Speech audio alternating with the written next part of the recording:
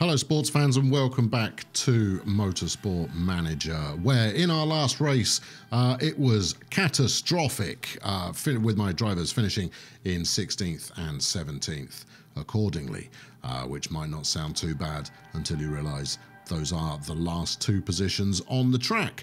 Vanessa has unlocked a new ability where she's particularly good with intermediate tyres. Great. Meanwhile, Nicholas Hazel's stats are coming along very nicely. His braking, however, is still utter garbage. So we're going to be hoping that will develop over the course of the season. So to confirm the last race from the European racing season in Milan, Derek Henderson there finishing in first with Hans 00 in second and Espen Rowe in third, which leads to somebody whose last name is Price currently leading the championship with Rowe in second and 00 in third. Henderson there with following this result ending up tied for fourth with Playmoto. Well, according to Gary, the cars are pretty much in pristine condition. That would be because we fixed them during the race, Gary. You know, I don't know if you spotted that or not, but they fell apart during the race. Gary, they fell apart. It's on you, mate. I need them in better condition than this. Anyway, Michelle's talking to us from Motorsportif. Always a delight to speak to the press. What have they got for me today?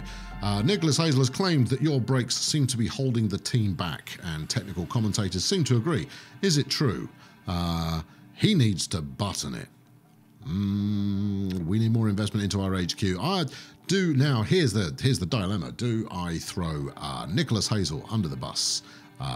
Or do I anger my benefactor, Kurt, the man with the wallet? Shut your face. There we go. I can deal with him losing some morale. You know, keep your mouth shut, you flipping glory boy. Victor Keller reporting for UK SN, which I suppose means Snow News. Snow News Day. Hard-fought win for Henderson in Milan. Henderson was definitely thing. Ozu Motor Team driver eventually came out on top. 00 finishing second. Rowe finishing on a podium. I just covered that in a far more eloquent fashion. Gary reporting that the car is now fixed, so he's going to go and get back to work. We're going to have a look at what's going on. We do have new brakes currently being designed. They'll be ready to go pretty soon. Meanwhile, we'll have a look and see exactly how we are doing in the part improvement side of the team. And we're currently working on just one piece of suspension, which seems like a bit of a waste to me. But I do need to get my reliability up. I've had enough with the cars breaking down throughout the race. And frankly, if we can get the engine, the top grade engine up to top grade performance, I will be far happier. So we'll stick with that 4 days after the race to get those both up to 100%, which is way more than I actually need. So we'll come back to that when we've got our new parts, our new brakes completed. So here we go, new brakes ready to rock. Performance 109, nice. Reliability 50%, that's actually not so bad, given some of the parts that we've had recently. Now we've got 6 million left in the bank. It's costing us 680 per race. And there's not that many races left to go. Well, you know, there's a good 7 or so. But that means I am going to make it through to the end of the season on the budget that I've got right now. Only if I don't go spending any more, however. So right now I'm just going to hold fire on any further part development. Not least of all because pretty soon we've got a new piece of HQ equipment coming online that will, hopefully, leads to much greater performance throughout the team. So here we go, new pair of brakes, set of brakes, pair of brakes, bunch of brakes. We've got some brakes here. What are we worried about suspension for? 60%, 57%, near enough. Put these brakes into the reliability chamber, which I believe is what we call it. So it's Nicholas's birthday. He's going to be 17, which means he's now legally old enough to drive in the UK, which is nice, given that he's been driving for me for the last few races. But possibly should have considered this beforehand. We can actually, he's not. He's still too young. They moved the age. He has to be 18 to drive these days. He still can't drive. Well, I mean, there's no shock there. Anyway, what do we want to do? Do we want to get him a present or not, as the case may be? I'm going to pay 100 grand to get his morale back in a better position again. He is, after all, the driver of the future, and I know you all think I'm going soft on the young buck, but frankly, I think he shows a great deal of nothing at the moment, and therefore it can't do any harm. So the World Motorsport Championship now reports back from the Black Sea, where Carl Johnson has reigned victorious ahead of Reaper 86 and mostly sane. I was going to say mostly insane, and that's not his name. That's what he's not. No. Which puts Reaper 86 out front by just 4 points, with Johnson now in second. Avalos is in third, with Mostly Sane now in fourth. The season is hotting up, and remember that in the World Motorsport Championship, not only do they have more races in the season, but there are fewer points to go around, unlike the generous point system we have in the European Racing Championship. Coming back from the Asia Pacific Super Cup, Cole Minotti there storming to victory with Click Booyah in second and Kuki Canuck in third, coming back from Phoenix. Wolfbite there still out in first, but Bite himself can only finish in 9th place overall, earning no points from that race, allowing potential challengers to close the gap. So Anna's here with the report on the upcoming race in Tondela. It's going to be 32 laps, and each lap is 2.4 miles. 32 laps, that's enough time for quite a lot of pit stops, even though I say so myself. On the weather front, it's going to expect to be dry with only 10% chance of rain. This is good. Although it has to be said, my pit strategy in rainy races has been exemplary so far. Over in the part improvement depot, the new gearbox is now up to 88% reliability. I'm going to take it off Gary's plate. He really doesn't want a plate anyway. He wants it on a lathe or something like that to be worked on. The brakes are now at 78%, which is also pretty reasonable given the alternative that we have at present, which is only 67. So getting reliability up overall is our main mission. So I'm going to stick our brand new engine in there, and following some sage advice from the comments last time, we are only going to worry about Vanessa's car. Nicholas, frankly, I'll stick him in a go-kart and he can just do his best. He doesn't deserve to have a good car. If we can get one good result, then we can get sponsorship and, as such, higher investment. My mailbox runneth over. Freddie's here asking if it would be possible for us to have a telemetry center. It's an interesting question, one that we don't encounter terribly often, and I'm going to give very serious consideration to Freddie's request. Meanwhile, Jiro Kagawa has got his pre-race preview interview section, and he's talking about Scott Price, who's going to win Tondela, and then Espen Roe, who is sitting in second at the moment. Plenty of time left to catch Price. Hate to use the cliche, but it's a marathon, not a sprint. I think you'll find it's a Formula One race. It is neither of those. Kurt, meanwhile, is still not excited about the bank balance that we are currently sporting. Don't worry, Kurt. We've got a sponsorship round still to come this season, and I haven't yet hit you up for an extra investment of cash. So here we go, prepping to head out to Tondela in Portugal for the next race in the season. And once again, we are looking at bonus selection. Now, 150 grand would actually help keep us under budget and therefore do quite nicely. And frankly, if I select the safest of options here, it just increases the likelihood that we land a really good result, because that's how the universe works. The cars are both fitted out. We've got the best parts selected on both drivers. Nicholas he's well, I mean, he would be. I have effectively put him in a cardboard box with a set of wheels. He'll be fine, I'm sure of it. Luck will be his co-driver if there was a co-driver's seat. Meanwhile, Vanessa, a halfway decent car, all well, let's say it's halfway towards being a halfway decent car, with the new brakes fitted, the gearbox looking reliable, the suspension is chancy, but the engine looking reliable. So I'm optimistic that Vanessa's car is going to be able to pull off some kind of performance in the race today. So here we go in the European racing season. We're in Europe. We're going to Portugal. Tondela historically has been bad for my team. We're going to turn that around today. Stay tuned and watch all the action.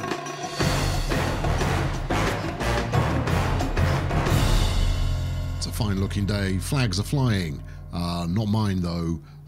And there's a lot of trucks all waiting by the pits, which I assume is how we got here. I'm gonna, there's a notion. I might stick Megan, or Megna, I guess. Actually, no, I'm not. If she was on contract, in fact, you know, if she drove for me full time, I would stick her out right now because she can actually give me some feedback. But she's not. She's just a pretend renter driver, and therefore she doesn't get to play. Right, let's get the setup into the optimum feedback position, which, as you know, is min-maxing things, and then we will go from there. Tyre choice is adequate. Hazel is ready to rock. Meanwhile, with Silvera, we need to bring that speed balance right down. We want to crank the downforce down a little, just a tiny little bit there, right about there, and we'll adjust the gear ratio there a little bit, and lots of oversteer. In fact, you can't have any more oversteer. Well, I'll go we'll go towards the understeer end of the market and see what feedback that gets us. Now, this completely wretched car setup approach that we like to take hasn't really done, I couldn't tell you if it's done us favors or not so far, but we're sticking with it. It's the process we're going to stick with. No rain is forecast for the practice session so far, but I can't rule out that the weather will turn on us at some point. Off you go. Well, I confirmed all of this already. So both my drivers will be out early, which is always a good thing to see. But we already understand that neither car is set up particularly well. But let's see what we can make out of this track. That was a bit of dubious steering there from Silvera. That wasn't completely ideal now, was it? But here we go. Round on this first lap. We'll see what we do. So we're now on their flying laps. I'm not going to let them complete. We're going to bring them in this time because they'll have had enough time to get to grips with things. And Nicholas Hazel is saying that he absolutely loves the handling, while Silvera is asking for it to be tightened up. That's not a problem. I've got a screwdriver and a wrench, and I know how to use both of them. Okay, so Vanessa is the first one to report back, and she's saying that the downforce is awful, that the handling is awful, and that speed balance is pretty good. So let's get that dealt with. Let's add some extra wing here. In fact, I'm going to add quite a lot of extra wing. This is not a time to be tepid in the wing department. Not liking the amount of understeer she's got going on. That's fine. We can give her plenty of oversteer. See how she gets on with that.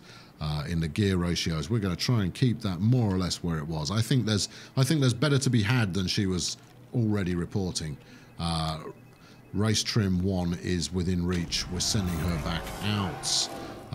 The young lad Hazel, meanwhile, has a different story to tell. He hates the downforce, thinks the handling's all right, and hates the speed balance. Now, I'm going to basically mimic the setup that we've done for Vanessa here, and see how he gets on with a similar kind of get up. Right, it was about there for gear ratios, and I think we can just give it just a smidge of understeer on the handling, and that should help out. So there we go, prepping both drivers once again. We're going to leave them not pressing too hard this time round. because it doesn't seem to make any difference on the race, no matter how we drive. So, you know what? I take it all back. Let's let's large it to an extent and see how we get on. So Silvera's reporting that the aero setup is way better, but I'm not seeing any real liveliness in their driving right now. I've brought them both back in for what will hopefully be their final tweak-up stop for this practice session, but we may still have some work to be done. There we go. So with Silvera, we've managed to achieve a 90% balance, and that's okay. The optimum balance of 90% is up 36% on the terrible setup that we gave her originally. I may add just a tiny bit more downforce to see if we can't move that good into being a great. In fact, if we want awesome, it's going to need to be a bit more than that. So we're going to make it very, very effective in the corners. We'll know if that's the right way or not pretty quickly. As far as the handling is concerned, a little more understeer seems to be quite popular so far, and giving the acceleration a bit of a nudge in that direction may also help. So that's, we got some moderate tweakage, I think is the way to describe it in this final stage run out setup test. As far as young Hazel is concerned, he's still not thrilled about the downforce. He clearly wants more of it. The speed balance, he's not getting that in the slightest. So we'll shorten his gears up as well, since that's what we were doing with Silvera. But to be honest, I don't know if that's the right thing to do.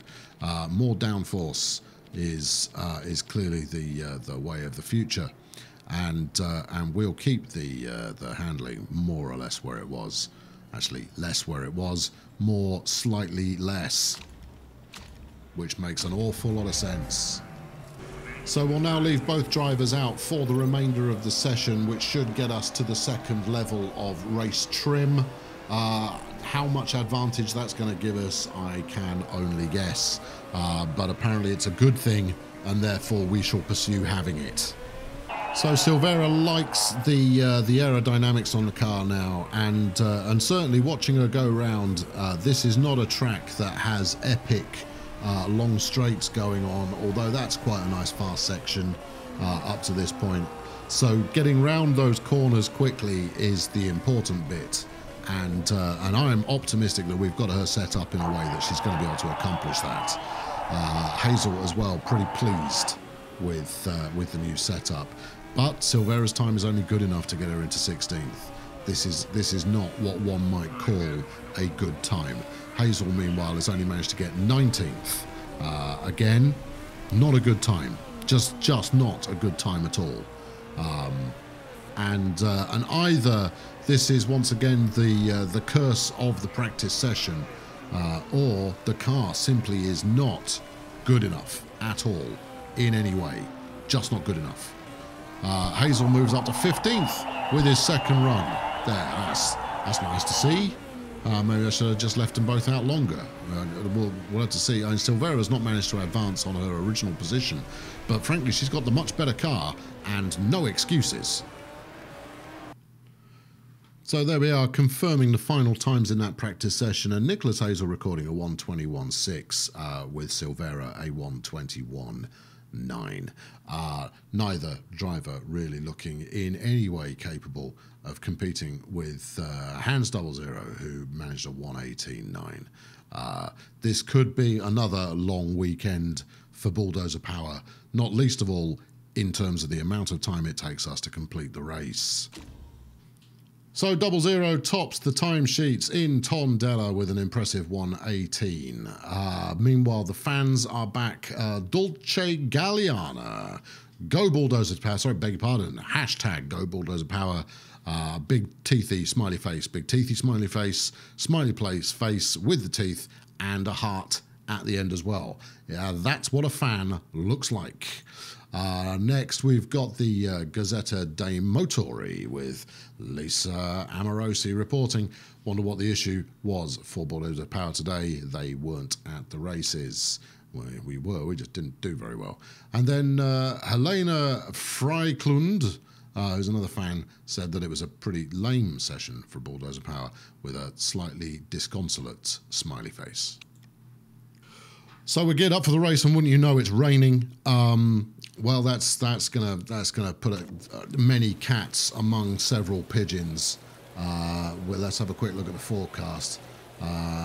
It is going to rain for the first few laps, at least. This is completely unexpected. I hadn't expected the weather gods to be quite as vicious as this. We're going to go with the knowledge we gained through practice, which was on supersoft tyres, obviously, because, you know, what else were we going to be practicing on?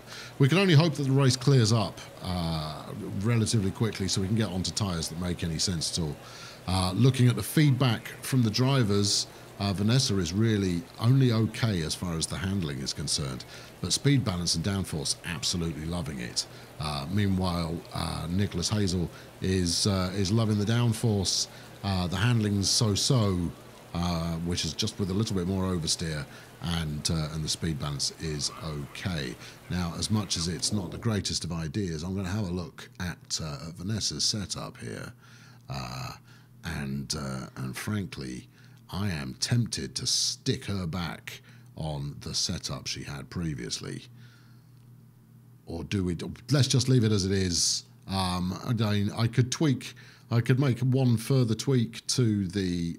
You know what? At this stage, it's not going to make a hell of a lot of difference, is it?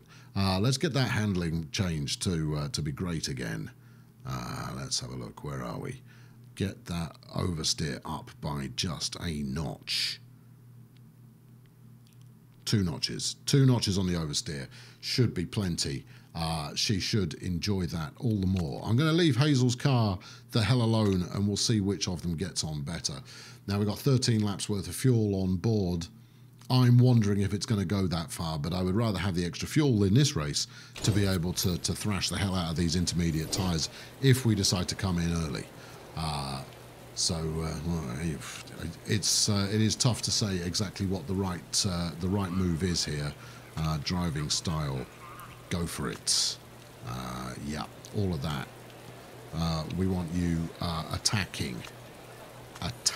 We've got an aggressive engine. I want Vanessa using it in an aggressive fashion in this race. So here's the grid. Shaw, Hertz on the front row, then Mush, Hazel on the second, Plastic, Longo in 5th and 6th, with Maiko Kitasato for Octane Racing alongside Trolley Fodder on the 4th row. Then you've got Reverend Plastic and Finger Puppet, followed by Vanessa, your hero and mine, Sean Mendez, Hong Lao, P. Ruto, Sarah Thomas, which is a name I'm not entirely familiar with, Playmoto, Derek Henderson, Hans, 00, and then at the rear of the grid, Espen Rowe and current championship leader Scott Price for Vexala Motorsport. We're waiting for the lights, and as ever, we're going to be watching Hazel, and for once, he's actually off. He was doing so well, but he seemed to ease back there at a critical moment, but now he's through. He's in first. Hazel is away at the start of this race on not the most aggressive strategy, but he's there. He's off. He's hard charging from the get-go. This is quite impressive stuff. I hadn't expected that in the slightest, given his history of really fluffing the start of the race. I don't think he's going to keep it up for very long, because Megahertz is there. We got Megahertz now is just kind of going, will you get out of the way? But no, Hazel is, well, he's not even closing the door. He's just stubbornly getting in the way at this stage. Silvera is also making a move on things. Oh, Megahertz has clearly had some trouble because he just let Longo through. It's terribly exciting. And Vanessa's moving up. Vanessa now in 6th, although she has locked up, which has wrecked her tyres for presumably the rest of the race. There was a crash. Megahertz crashed. That's what happens when you mess with birthday boy Nick Hazel. Silvera's dropped to 10th, but based on the way she's been driving so far, I think she'll be back. We're going to ease off on the engine a little, but feel free to just, you know, treat those tyres incredibly badly. Having a look at the forecast, it does look like the rain's going to ease off at around lap 8, so we shall time our entry there, hopefully into the pits around that time, in order to capitalise on what should, I'm hoping, be a rapidly drying track. Hazel's very quick through this section. Could be because I'm telling him just not to care about the tyres at all. It would be nice if he managed to get any kind of a lead over the next drivers on the track, but in quite an unexpected switch up here. Hazel's having a hell of a race. Right, we'll ease up on the tyres, given that you're accomplishing nothing at the moment, Silvera. She's actually dropping down the race. And let's not forget, I did tweak her car setup ahead of the race, and maybe that was an absolutely disastrous move, because Hazel, whose car I didn't even look at before the race, is winning. There's really no other way I can describe it than he is currently winning. I know, no one is more surprised than I. Tyres are taking a bit of a kicking right now. We'll ease up, try and keep Vanessa out a little while longer, maybe. I'm honestly quite surprised how quickly these intermediate tyres are giving up the ghost. But there it is. That's what it is. That's how it is. Weather forecast still nothing new from Michael Fish and his friends in the Bulldozer Power Weather Nerve Centre. So here we are, 6th lap of the race, and Hazel's still holding on, but obviously I spoke too soon there, because now he's immediately dropped to 3rd. To be honest, I saw it coming. These are superior drivers that are moving through, with the Reverend Plastic and Longo moving through. But we have told him to ease up, and frankly, his tyres are still too hot to be any use to anybody. The same is, of course, true for Vanessa. That's not ideal. So the bright start for Hazel is no longer bright. It's now rather more murky. Intriguingly, at the back of the grid, you've got the back of the pack. You've got Hans 00 and Steve Mush, who opted to go out on wet weather tyres, and they are both well behind the action. There's Hazel requesting to come in for wets, and it is going to keep raining. It's going to brighten up a little around the lap 14, lap 15 mark. And what this can only mean is that those two chaps at the back of the pack who chose to come out on wet weather tyres may shortly be looking quite sagely. Trolley fodders come in to get wets. This is going to be interesting. I'm going to try and tough it out, if at all possible. And really, I have to commit to that. There is really no choice in the matter. We either come in and get them changed now, so that we're not taking an additional pit stop later on, or we stay out and hope that these inters will last long enough that we can come in and get some dry weather tyres when hopefully the weather will have eased off. The weather doesn't look like it's going to ease off. It looks like it's going to remain raining for virtually the whole race.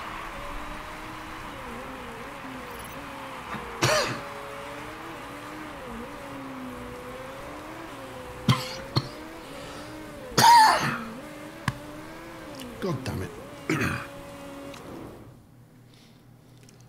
So we're going to bring Silvera in early and put wet weather tyres on to see if she can't do something about her atrocious performance on the track so far. We will keep Hazel out for just one lap longer, I suspect, to see if we can turn that around on the inters. But everything in the forecasting centre right now is saying that the weather has betrayed us entirely, and Anna's nonsense about it largely remaining dry this weekend was total nonsense. Hazel, meanwhile, is up to 1st because everybody else has now come into the pits. I'll bring him in on the next lap in order to do the same thing. The forecast is saying it's going to stay wet, so it's going to stay wet. There's really no option but to come in and get that done. Hazel's car condition actually looks pretty good. Makes a change. But meanwhile, I'm going to put him flat out. He's got open road ahead of him. He's definitely coming in at the end of this lap. So really, he needs to stretch out his advantage as much as possible before coming in for this pit stop. He's got 5 seconds on Thomas, but it's not going to be enough. He's going to drop places. This is almost certain. In fact, it's beyond almost certain. It's certain. There we go. Terrible pit stop. Bad strategy. I'm not entirely sure how it was so bad. He has now dropped to 10th overall.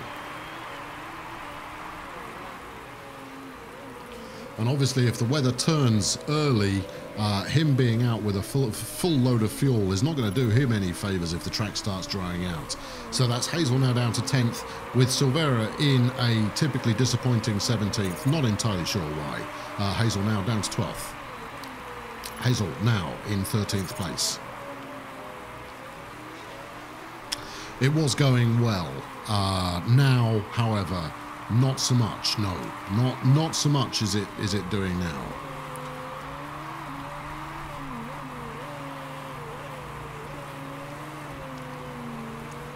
And by the same measure that I was unable to explain why he was holding on to first place so adequately at the beginning of the race, equally I am now unable to explain why he is dropping like a stone. It's like he doesn't care anymore.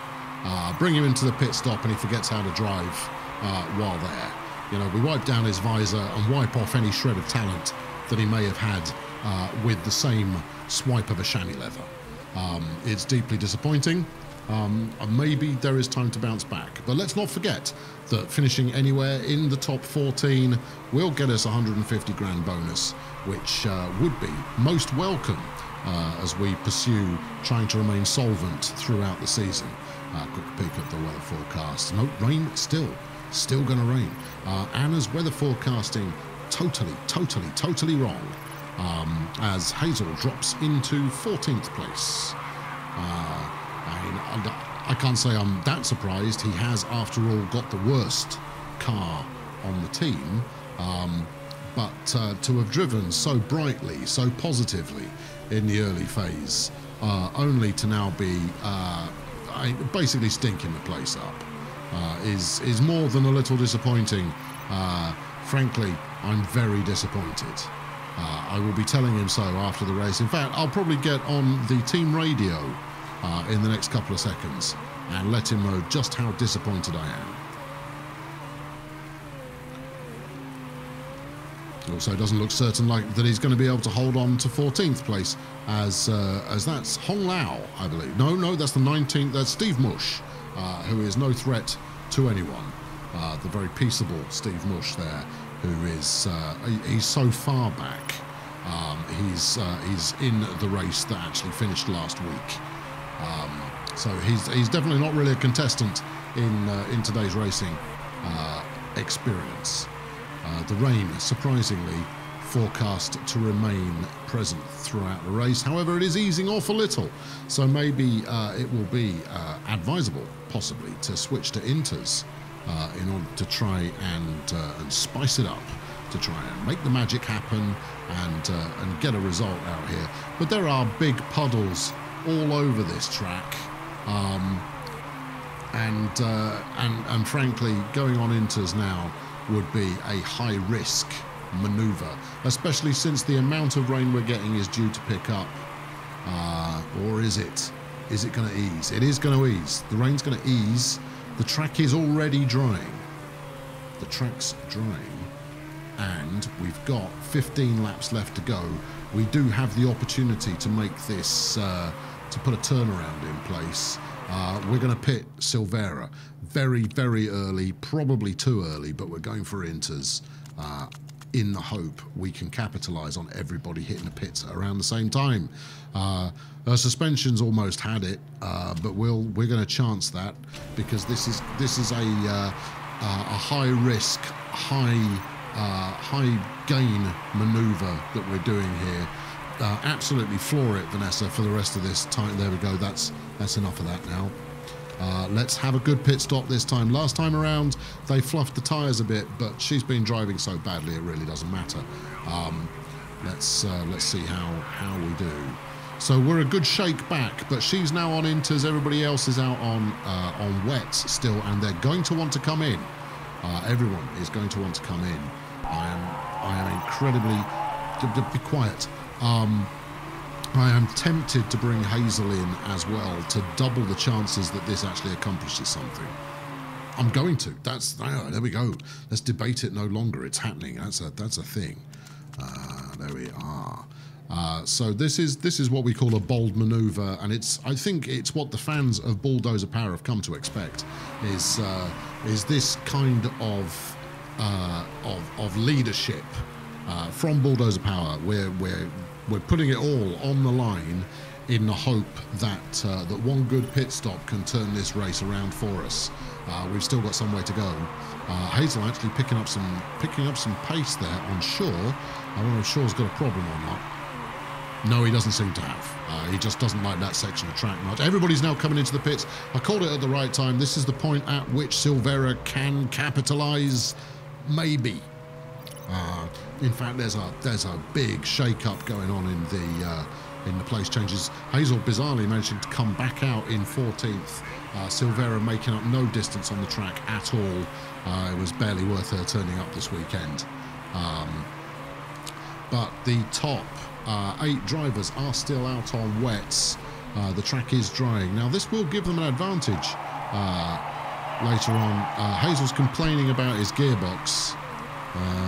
That's not great, given that he's sitting in the position I need one of my drivers to finish in order to get the maximum bonus. Who's that back in 18th? That's Hans 00 in 18th there. You can't diss Hans when he's allowing you past because he's blue flagged. That's not how it works. We've now got more drivers coming in. Hazel's managed to move up to 11th and Silvera 15th.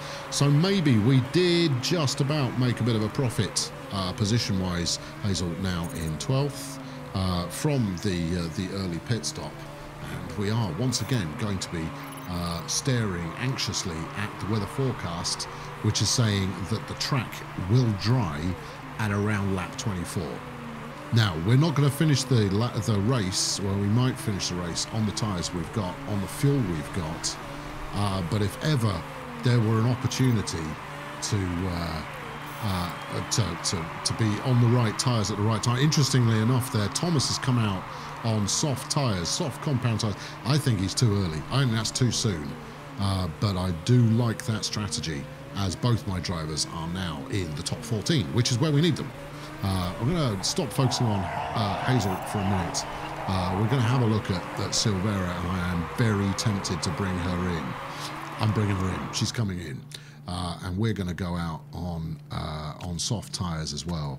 Fuel options will pack enough to finish the race and then some, because I plan on thrashing the hell out of this car. Hopefully this will pay off. As before, we'll bring Hazel in one lap later, and between them, hopefully we can get a top 14 finish, because I want the money. Prestige, pride, call it what you will, really does not factor into this decision. I'm putting, given one lap less to go, I'm putting Hazel out on the super soft tyres there, which is, that's pretty exciting as well.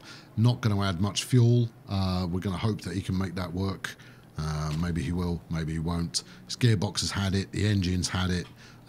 This is do or die time here, team. This is what we are about in Bulldozer Power. This is about leaving it all on the field. Silvera's exiting the pits. It looks like she'll be back out in 16th. Hazel will be coming in soon.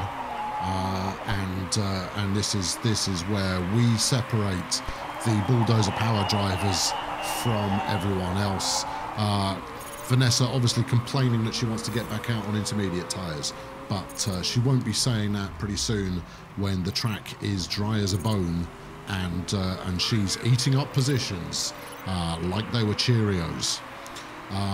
The forecast now is dry for the rest of the race, so given the temperature, this water is going to be evaporating pretty quickly. All we need now is for Hazel Shut up, Hazel. Stay out there, drive better. We just need him to learn how to overtake in the last few races, last few laps of this race. He's out on incredibly aggressive tyres. The track is drying like a bandit. This is it. This is what the crowd came to see. Everyone's going to be pitting very soon. He's just got to stay close enough to be able to make a difference as this happens.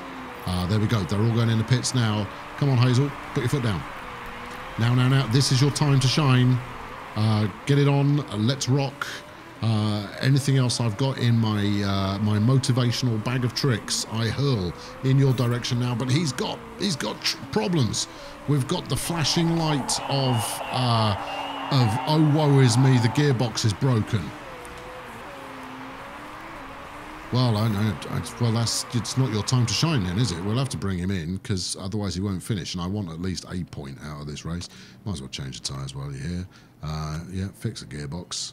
Stuff it. If the engine goes now, I'm just gonna say don't bother finishing. Don't bother coming home. I don't care if it is your birthday.